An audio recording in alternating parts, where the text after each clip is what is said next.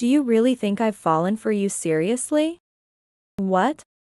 I was not loved by Michael.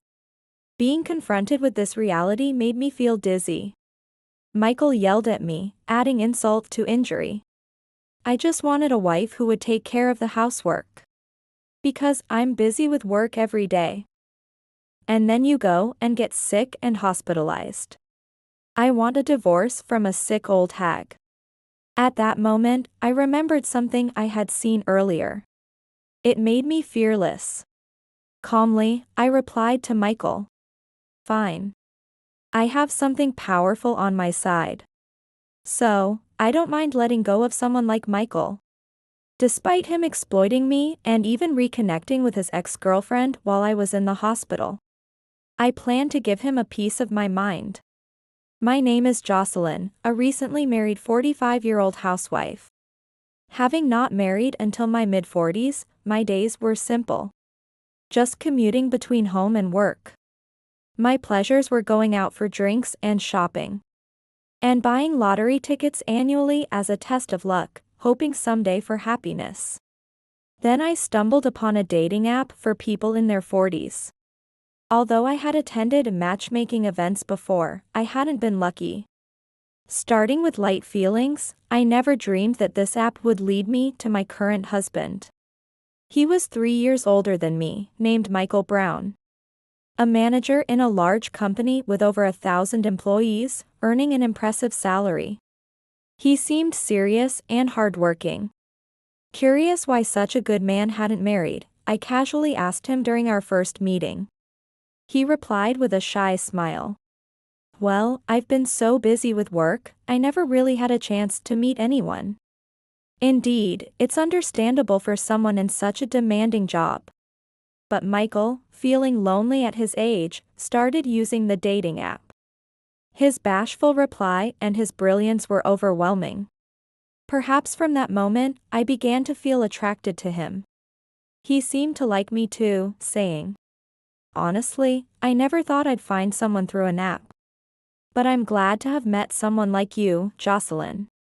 No, I had almost given up on finding someone at my age.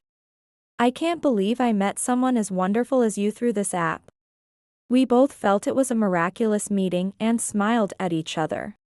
It didn't take long for us to consider marriage. Half a year after meeting, we got married. On the eve of our registration, thinking it was my last chance.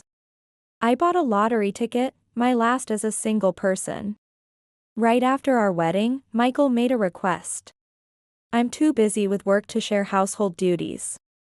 I'd like you to quit your job and stay home. What? Well, my mother was a housewife, so I don't mind focusing on housework. Agreeing to his request, I quit my job and started our seemingly joyful married life. Michael enjoyed my cooking, saying it was delicious. Which made me incredibly happy after so many lonely meals. But the happiness was short-lived. Within a month, Michael's behavior changed dramatically. Initially, even if he was late due to overtime, he'd come straight home after work. But lately, he'd come home in the middle of the night. And say he wasn't hungry because he had already eaten. If only you had told me earlier. I thought, sadly clearing away the food I had prepared.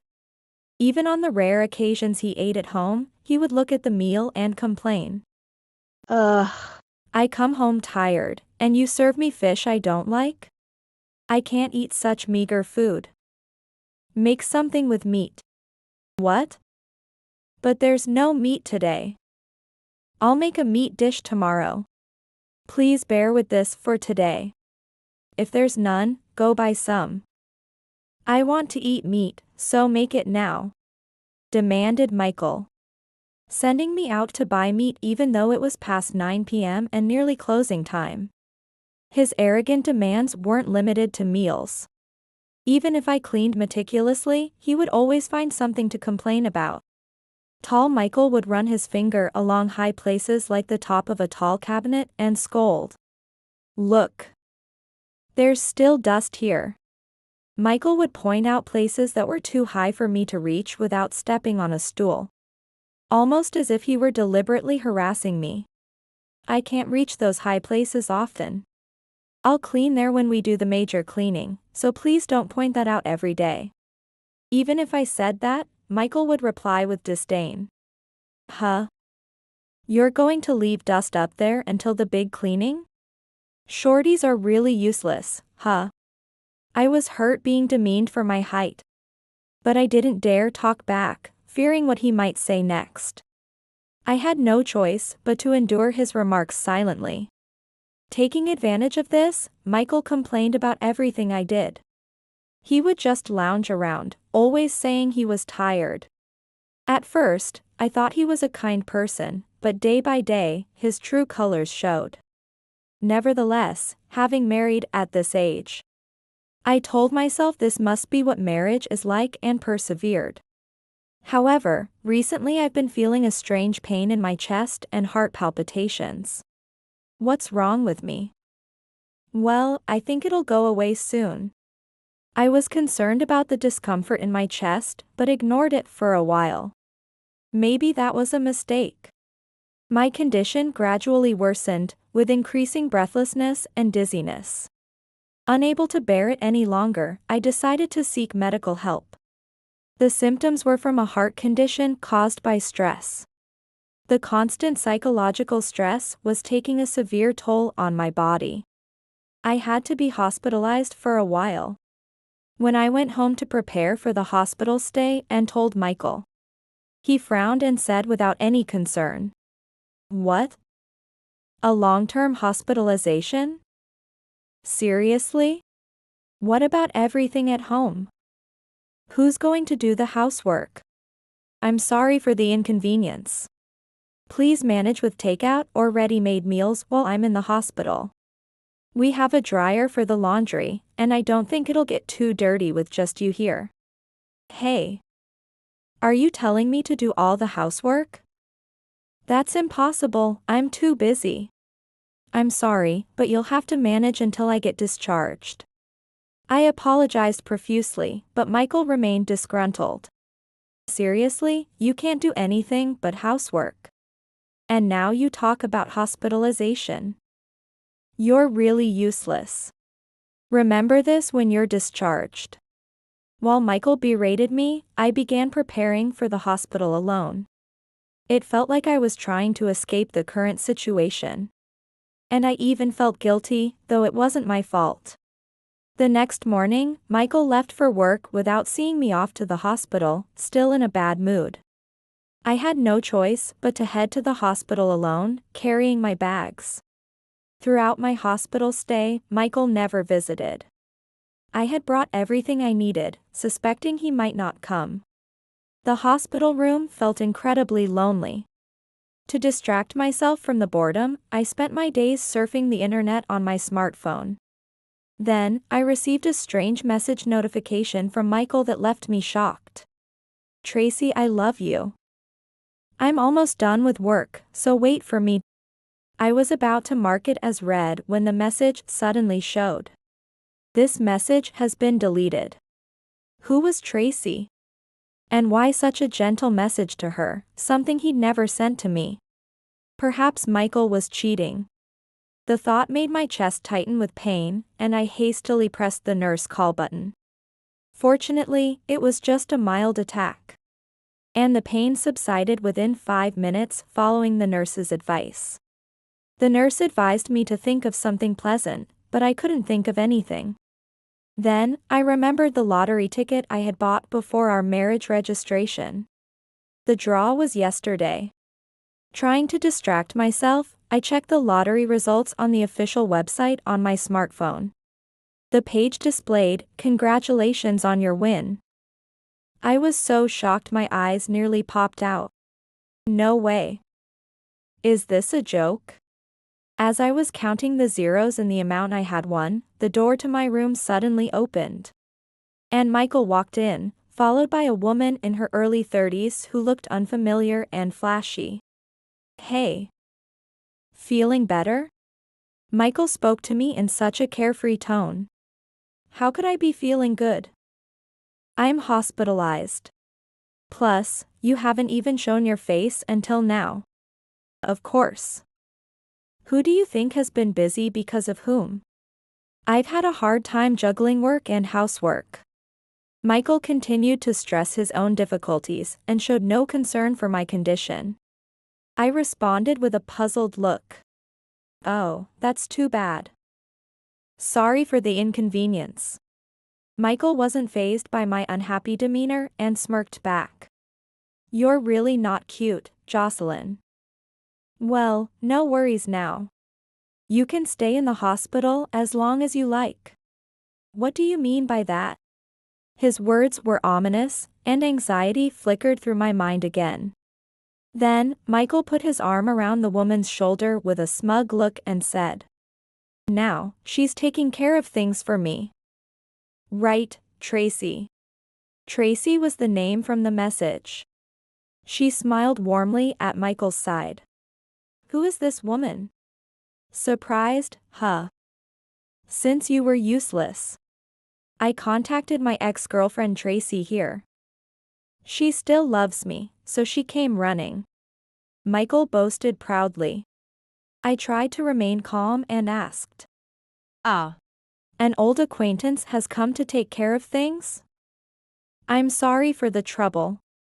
I still need to stay in the hospital for a while. As I spoke, they both burst out laughing. This wife of yours is a bit funny, isn't she? She doesn't understand anything.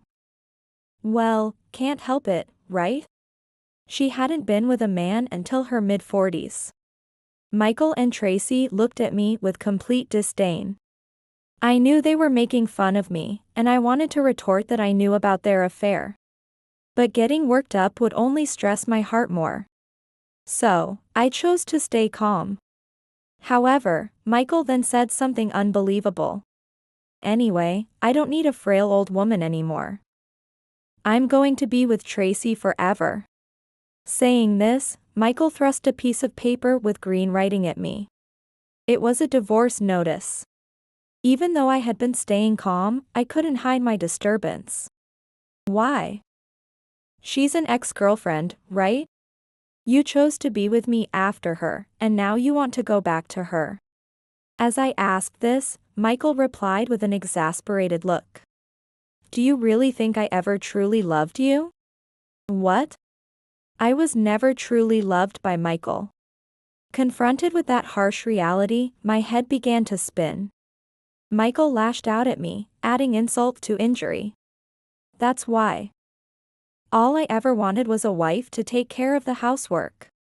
Because I'm so busy with work every day. And then you go and get sick and end up in the hospital. I want a divorce from a sick old hag. As I felt the darkness closing in around me, I remembered something I had seen earlier. With that in mind, I regained my composure and retorted. Fine. Michael was taken aback by my unexpected reaction. What? Are you serious? You have nowhere to go if I leave you, and yet you act so tough. I'm not trying to act tough. More importantly, make sure to file this divorce application properly, please. I signed the divorce papers handed to me and returned them to Michael. Okay, I'll take care of it. I'll file it tomorrow. While Michael said this, he still looked puzzled. Tracy was staring at me with disdain, a sly smile on her face. Even if you're desperate because you're struggling? You couldn't possibly match my youth and beauty. You must have come to terms with that. Right? I'm proud too. I get to have Tracy, who was the top girl at the nightclub, all to myself. Even when we were dating, I had resigned myself to the idea that a guy as old as me would soon be dumped. No matter how popular I was at the club, I've always been devoted to Michael. Let's file our marriage registration as soon as the divorce papers are processed. Club? Top girl. Michael hastily covered his mouth as I reacted. So he had been going to that kind of place while pretending to work hard. Now that I think about it, There were nights he claimed to have worked overtime and came home smelling of alcohol. His claims of having dinner out because of late work seemed suspicious. Seeing the suspicion on my face, Tracy spoke up. "Does it matter? Michael and I are going to be together anyway. You're no longer needed, old hag." With that, Tracy grabbed Michael's arm tightly and they left. While I was enduring a tough hospital stay, Michael had decided to remarry his affair partner. I couldn't forgive him. Even if we broke up, I just feel relieved, but first, I wanted to give him a taste of his own medicine. With that thought, I began planning my revenge against Michael. After a period of resting in the hospital room, my condition steadily improved and I was finally allowed to be discharged. Since Michael had remarried and moved to Tracy's apartment, I would live alone in our former residence. Upon returning home, I immediately went to the designated bank to cash in my winning lottery ticket. Due to the amount, it would take about a week to receive the funds. During that time, I researched online for a good lawyer. I wanted the lawyer to investigate Michael's past relationships. Was his relationship with Tracy really over before we married? If they had continued their relationship, I could claim compensation. Once the lottery money was safely in my account, I hired a lawyer and requested an investigation. The results confirmed that Michael and Tracy had indeed continued their relationship. Tracy, a former nightclub worker, had indeed been the top girl at the club as Michael had said. They had been involved since then and had never truly broken up. So, Michael had continued his relationship with her while marrying me just to have a housekeeper. The thought made my blood boil. However, to avoid worsening my health, I had to stay calm. While I felt like screaming at Michael and demanding compensation right then, I decided to leave everything to my lawyer and wait for the right time. Soon after, Michael called me. "Hey. Why did a lawyer suddenly show up demanding compensation for cheating? What's this all about?" "Well, the lawyer's right. You better pay up quickly, or I might just sue." "Shut up. First of all, where did you get the money to hire a lawyer? Lawsuits cost money, you know. And you must have spent a fortune on hospital bills." Unaware, Michael tried to use my supposed lack of funds against me. But his careless words would backfire. "That's true. You didn't even pay for my hospital bills while we were married. I talked to the lawyer, and it turns out I can charge you for that too." Ugh. Thanks to Michael's thoughtless remark, I was able to proceed advantageously. Realizing his mistake, Michael had nothing to retort. From the other end of the phone, I could hear a woman's voice. "Give it to me for a second." Likely, Tracy was eavesdropping. "Hey. Do you even have the right to claim compensation? You just fell ill and neglected your husband. I took care of him instead, so if anything, you should be paying us." "Ah. Right. That's true." Buoyed by having Tracy as his staunch ally, Michael's tone grew confident. Yet, I responded calmly. "Really? Didn't the lawyer tell you?" The investigation confirmed that Michael continued his relationship with Tracy even after our marriage. I hired a competent lawyer, so there's no escaping the truth. Stop bluffing. I've been saying this, but there's no way you have that kind of money. Oh, that too. Despite your high income. Michael, you only gave me $1,700 a month for living expenses. I had to manage rent, utilities, and food with that, which was tough. That might be worth suing over, don't you think? Indeed, Michael's treatment of me had been terrible in every aspect. No matter what he said now, it would only dig his grave deeper. If it came to a lawsuit, it was clear I would have the upper hand. Keeping a meticulous household budget app would serve as evidence. Michael still thought I was just bluffing. A competent lawyer, really? That lawyer of yours probably isn't all that great. Anyway, I won't be fooled. As Michael fumbled, I prepared for the legal battle ahead. Confident in my position and backed by incontrovertible evidence of his ongoing deceit. When Michael said that, I sent him the link to the homepage of the law firm I had found online via message. The lawyer I hired is from this law firm. You've got their business card, right? The homepage included a photo of the lawyer currently handling my case. Seeing that page, Michael must have been astonished. Isn't this a pretty famous law firm? Really?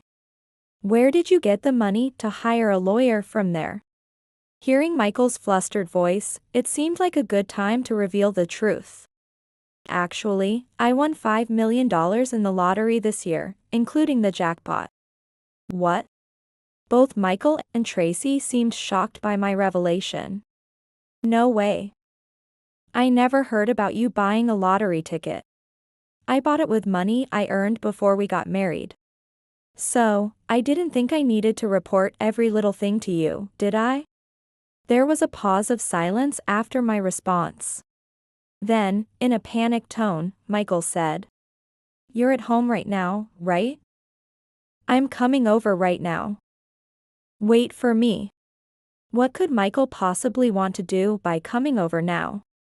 About 20 minutes later, he arrived at my house alone. Surprisingly, he seemed to be in good spirits. "Jocelyn. I came to talk about dividing our assets." Asset division? The nerve of him, coming over so cheerfully, I wondered what he was thinking. I was dumbfounded by the absurdity. Yeah. You bought the lottery ticket before we were married. But you cashed it after we were married, right? Doesn't that mean I have the right to half of it as it's part of our marital property? Unfortunately for you, that's not going to work. The cashing happened after our divorce was finalized, and more importantly, the divorce was due to your infidelity. Don't say that. We were once married, after all. Can't you just give me a quarter of it at least?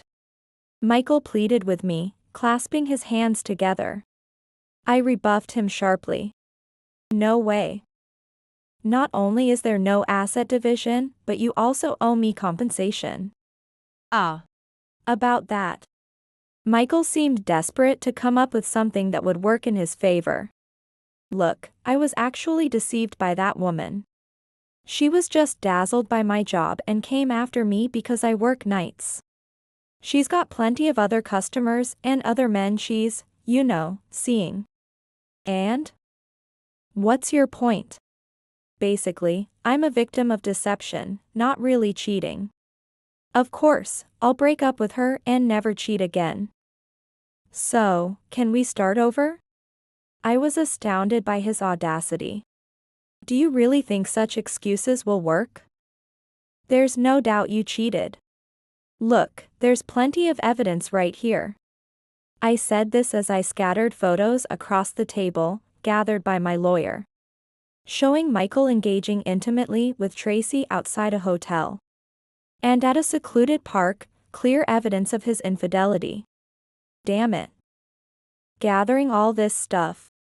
Frustrated, Michael picked up the photos. Just then, Tracy appeared as if to deliver the final blow.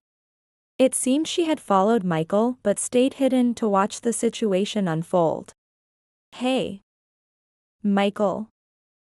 Who are you saying deceived you? Oh, come on. You were the one who came crying to me. Tracy, you heard that. Everything was falling apart for Michael. Tracy, having heard all his selfish arguments, looked furious. Don't you dare underestimate me just because I used to work at a nightclub. I really loved you even after we broke up. What are you going to do about these feelings now? I mean, I'm sorry. Trapped between two angry women, Michael had shrunk considerably. I was really happy when you came to rely on me. Now that you've trampled over my feelings, you'll have to pay me compensation too. Hey. Why should I have to pay compensation to a mistress too? Mistress? We were properly married, even if it was for just under a month. Well, it started from an affair, so, that. Watching Michael struggle, I almost burst out laughing. Michael. You should know, women's hearts aren't so easily played with. Michael seemed utterly disheartened by my words. It looked like everything was settling down. So I decided it was time to call someone else who had been listening in. You can come out now. What? There's someone else here? At my call, the person who had been waiting in the next room came in. Hello. I've heard everything. Ah. You're the lawyer from that time.